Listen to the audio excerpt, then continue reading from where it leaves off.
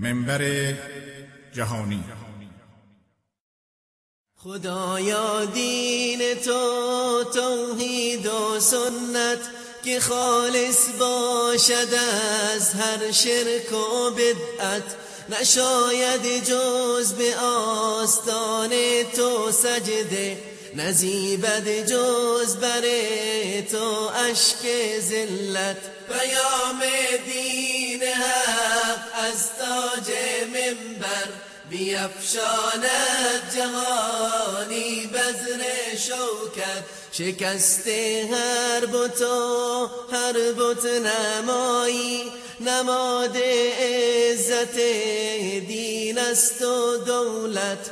پیام دین حق از تاج منبر بیفشاند جهانی بذر شوکت. بسم الله الرحمن الرحیم. الحمد لله رب العالمین و صلاة و السلام علی سید الانبیاء والمرسلین و علی آله و صحبه اجمعین. برادران و خواهران عزیز و گرامی، سلام الله علیکم و رحمته و برکاته. در برنامه امروز می‌خواهیم درباره اهمیت دعا صحبت بکنیم که یکی از عبادت‌های مهم در دین مقدس اسلام است. دعا عبادت است. پیامبر صلی الله علیه و آله و سلم می‌فرمایند که دعا عبادت است. الله سبحانه و تعالی ما و شما و همه انسان‌ها را برای عبادت خود آفریده است. در سوره زاریات آیه 56 الله سبحانه و تعالی می‌فرماید که و ما خلقت الجن والانس الا لیعبدون. من جن و انس را نیافریدم، یعنی جنها و انسانها را نیافریدم مگر اینکه مرا عبادت بکنند. یعنی جن و انس در زندگی هیچ هدفی ندارند مگر عبادت الله سبحانه و تعالی و اینکه الله سبحانه و تعالی را به یگانگی بپرستند. بسیاری از علمای امت اسلام در تفسیر این آیه مبارکه فرمودند که لیعبدون یعنی لیوحدون، یعنی الله سبحانه و تعالی را به یگانگی بپرستند و غیر از او تعالی کسی دیگری را نپرستند و به او شریک نیاورند. عبادت یعنی خضوع و فروتنی و تسلیم شدن همراه با محبت و اطاعت، یعنی پیروی از دستورات الله سبحانه و تعالی و دستورات پیامبر صلی الله علیه و آله و سلم و اجتناب از آنچه که آنها ممنوع قرار دادند، یعنی آن اعمالی را که الله سبحانه و تعالی در قرآن کریم و پیامبر صلی الله علیه و آله و سلم در سنت مبارک خود منع قرار دادند و ما را از آنها امر کردند که به آنها نزدیک نشویم و آن اعمال را انجام ندهیم. وقتی که ما از این اعمال اجتناب بکنیم و دوری بکنیم، در حقیقت عبادت الله سبحانه و تعالی را انجام دادیم. شیخ الاسلام ابن تیمیه رحمت الله علیه در تعریف عبادت و در تفسیر این آیه مبارکه می‌فرمایند که عبادت اسمی است در برگیرنده مجموعه گفتار و کردار ظاهری و باطنی که الله سبحانه و تعالی دوست دارد و میپسندد. پس آیه دلالت دارد بر اینکه لزوما باید هر گونه عبادت فقط برای الله سبحانه و تعالی باشد و چون که پیامبر صلی الله علیه و آله و سلم میفرمایند که دعا عبادت است، پس دعای ما نیز فقط باید برای الله سبحانه و تعالی باشد و در دعای خود کسی دیگری را به همراه پروردگار سبحانه و تعالی شریک نیاوریم. در سوره انعام آیه 162 و 163 الله سبحانه و تعالی در آیه مبارکی که به دقت با آن توجه نمایید می‌فرماید که قل ان صلاتی و نسکی و محیای و مماتی لله رب العالمین لا شریک له و بذلک امرت و انا اول المسلمین. بگو، یعنی ای محمد صلی الله علیه و آله و سلم، به امتت بگو، به پیروانت بگو که نماز و تمام عبادات من، زندگی و مرگ من همه برای الله پروردگار جهانیان است، همتایی برای او نیست، یعنی هیچ کس مثل و مانند الله سبحانه و تعالی نیست و به همین مأمور شدم و من نخستین مسلمانم. قل ان صلاتی و نسکی، این آیه دلالت بر این دارد که قربانی و نماز عبادت است. همه اعمالی که ما انجام میدهیم عبادت است. خواب ما، بیداری ما، کار ما اگر برای الله سبحانه و تعالی باشد، اگر مطابق با دستورات الله سبحانه و تعالی باشد، در حقیقت عبادت است و ما همه این عبادت ها را باید فقط برای الله سبحانه و تعالی انجام دهیم. و همچنین در سوره کوثر آیه 2 می‌فرماید که فصل لربک وانحر، پس برای پروردگارت نماز بخوان و برای او قربانی کن. پس طوری که ذکر کردیم دعا عبادت است و ما این عبادت را فقط باید برای الله سبحانه و تعالی انجام دهیم و کسی دیگری را با او تعالی شریک نیاوریم. یقینا به کمک طلبیدن دیگران در دعا بجز الله سبحانه و تعالی شرک اکبر محسوب می شود، زیرا دعا نه تنها بخشی از عبادت بلکه عبادت واقعی است. طوری که گفتیم پیامبر صلی الله علیه و آله و سلم در حدیث صحیحی که در همه کتب حدیث روایت شده است می‌فرمایند که الدعاء هو العباده، یعنی دعا همان عبادت است. هر کس که این دعا را برای غیر از الله سبحانه و تعالی انجام بدهد مستحق دوزخ و عذاب پروردگار سبحانه و تعالی می شود.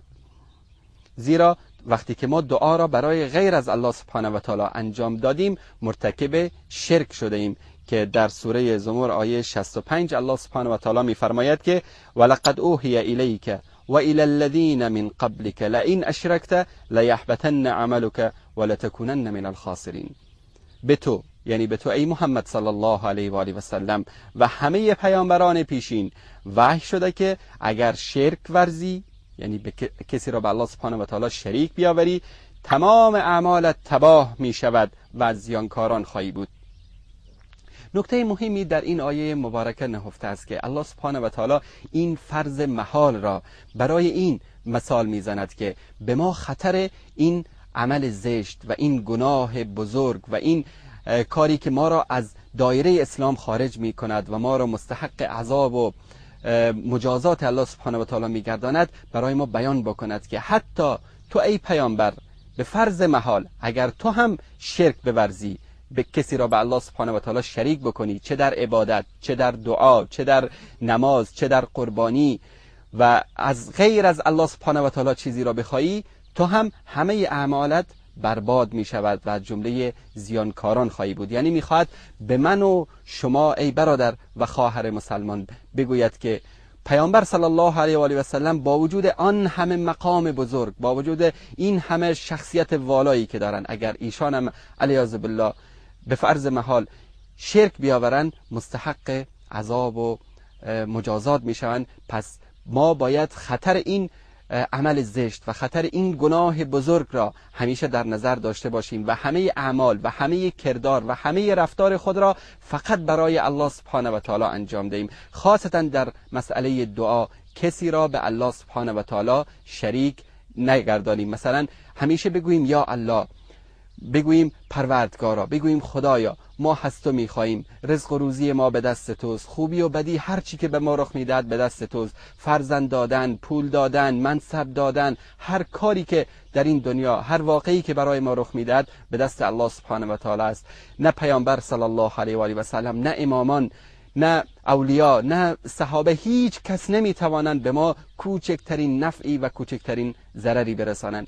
به شکل واضح برایتون بگوییم اگر کسی بگوید یا محمد، اگر بگوید یا علی، یا حسن، یا حسین، یا زهرا، یا به زیارتگاه ها برود، یا به قبرهای اولیاء الله برود و در آنجا از آنها چیزی بخواهد، رزق و روزی، یا آنها را واسطه بین خود و بین الله سبحانه و تعالی قرار داد، همه این اعمال شرک در عبادت است. همه این اعمال شرک در خواستن و در دعا کردن است، بلکه همه این اعمال را ما باید فقط برای الله سبحانه و تعالی انجام دهیم.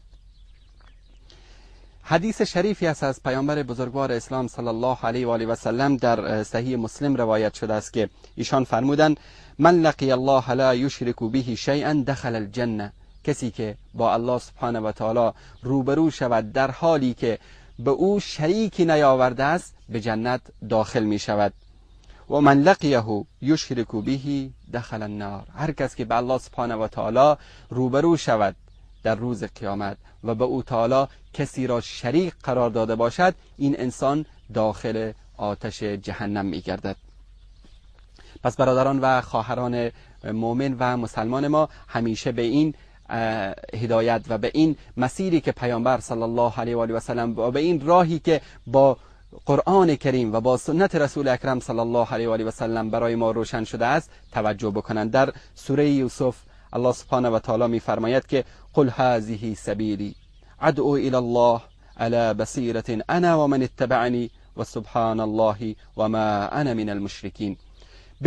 بگو ای پیامبر صلی الله علیه و آله و سلم، این راه من و پیروان من است. راه پیروان پیامبر چیست؟ همین قرآن کریم، سنت پیامبر صلی الله علیه و آله و سلم راهی است که الله سبحانه و تعالی از این راه در قرآن کریم می ستاید. و با بصیرت کامل همه مردم را به سوی الله دعوت می کنم. بگذارید بت‌ها را، بگذارید این زیارتگاه ها را، بگذارید این واسطه هایی را که بین خودتان و بین الله سبحانه و تعالی قرار داده اید، بلکه همه به سوی الله سبحانه و تعالی رجوع کنید بر اساس این راه و روش روشنی که پیامبر صلی الله علیه و آله و سلم و قرآن کریم برای ما بیان می کند. منزه است الله و من از مشرکان نیستم. یعنی از همه این اعمالی که شما به الله سبحانه و تعالی نسبت میدهید که کسی را با او شریک می کنید، کسی را در عبادت با او قرار می دهید، از همه این اعمال دوری بکنید و از جمله مشرکان نباشید. برادران و خواهران عزیز و گرامی، پس مفهوم عبادت در اسلام این است که ما هر چه می خواهیم و هر عملی که انجام می دهیم همه را برای الله سبحانه و تعالی انجام دهیم و عبودیت و اطاعت بی قید و شرط همه برای الله سبحانه و تعالی است و باید از او تعالی پیروی بکنیم.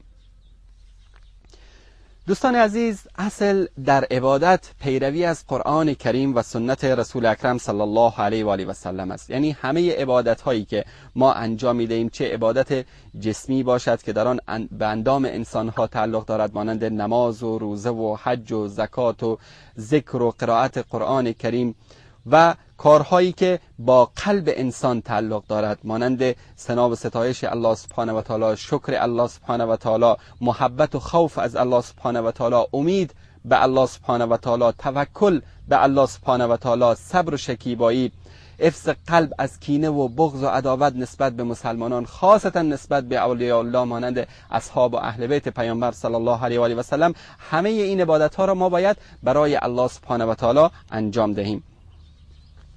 برادران و خواهران عزیز و گرامی، ما همچنین در عبادت خود و در دعای خود باید از کندی و از تندی پرهیز بکنیم، بلکه در حالتی باشیم وسط، همان وسطیتی که الله سبحانه و تعالی و سنت پیامبر صلی الله علیه و آله و سلم برای ما بیان کردند. زیرا الله سبحانه و تعالی در سوره بقره آیه 185 می‌فرماید که یرید الله بكم اليسر ولا یرید بكم العسر. الله سبحانه و تعالی برای شما اراده آسانی دارد و برای شما اراده دشواری ندارد. و حدیث معروفی هم هست که سه شخصی به نزد ام المؤمنین عایشه صدیقه رضی الله تعالی عنها آمدن و از ایشان درباره عبادات پیامبر صلی الله علیه و آله و سلم پرسیدن. وقتی که حضرت عایشه درباره نمازهای شب، روزه گرفتن و عبادات فراوان پیامبر صلی الله علیه و سلم برای آنها ذکر کردن، این سه شخص برای خود اینطور تصور کردن که گویا عبادتی که ما انجام میدهیم در مقابل عبادت پیامبر صلی الله علیه و سلم که رسول الله هستند و این همه شخصیت و مقام والا در نزد الله سبحانه و تعالی دارد چیزی نیست. پس یکی گفت که من همیشه نماز میخوانم و دیگری گفت که من همیشه روزه میگیرم و سومی گفت که من هرگز ازدواج نمیکنم و همه عمر خود را عبادت میکنم. وقتی این خبر به پیامبر صلی الله علیه و آله و سلم رسید، آنها را طلب کردند و فرمودند که شما بودید که چنین و چنان میگفتید؟ من از شما با تقواترم، اما نماز میخوانم و میخوابم، روزه میگیرم و افطار میکنم و با زنها ازدواج میکنم. هر کس که از سنت من پیروی نکند از من نیست، یعنی از امت من نیست. پس ما باید در دعا و در همه عبادات خود وسطیت، یعنی متابعت از قرآن کریم و روش پیامبر صلی الله علیه و آله و سلم را در نظر بگیریم و از افراد و تفرید جلوگیری بکنیم و همیشه سعی بکنیم که همه اعمال ما بر اساس دستورات الله سبحانه و تعالی و بر اساس سنت پیامبر بزرگوار صلی الله علیه و آله و سلم باشد. همچنین در نظر بگیریم که وقتی که ما عبادت میگیم یعنی تنها این نیست که ما برویم در گوشه مسجد بشینیم یا تنها تلاوت قرآن کریم بکنیم و یا تنها با اعمالی که مثلا در روزه و نماز و حج و غیره هست ما تنها با این اعمال میتونیم الله سبحانه و تعالی را عبادت کنیم. نه خیر، ما اگر که مؤمن واقعی باشیم، اگر که زندگی ما به خاطر الله سبحانه و تعالی باشد، کار ما، محبت ما به برادران مسلمان ما، خدمتی که برای آنها انجام میدهیم، حتی خواب ما هم عبادت است. از بارگاه الله سبحانه و تعالی میخواهیم که به ما توفیق عنایت فرماید که عبادات ما مطابق قرآن کریم و روش پیامبر صلی الله علیه و آله و سلم باشد و از افراد و تفرید جلوگیری بکنیم و سعی بکنیم الله سبحانه و تعالی را طوری پرستش بکنیم که در قرآن کریم و در سنت پیامبر صلی الله علیه و آله و سلم برای ما ذکر نموده است. تا فرصت دیگر در پناه حفظ پروردگار متعال باشید و السلام علیکم و رحمت الله و برکاته. خدایا دین تو توحید و سنت که خالص باشد از هر شرک و بدعت، نشاید جز به آستان تو سجده، نزیبد جز بر تو اشک ذلت. پیام دین حق از تاج منبر بیفشاند جهانی بزر شوکت، شکست هر بت و هر بت نمایی، نماد عزت دین است و دولت.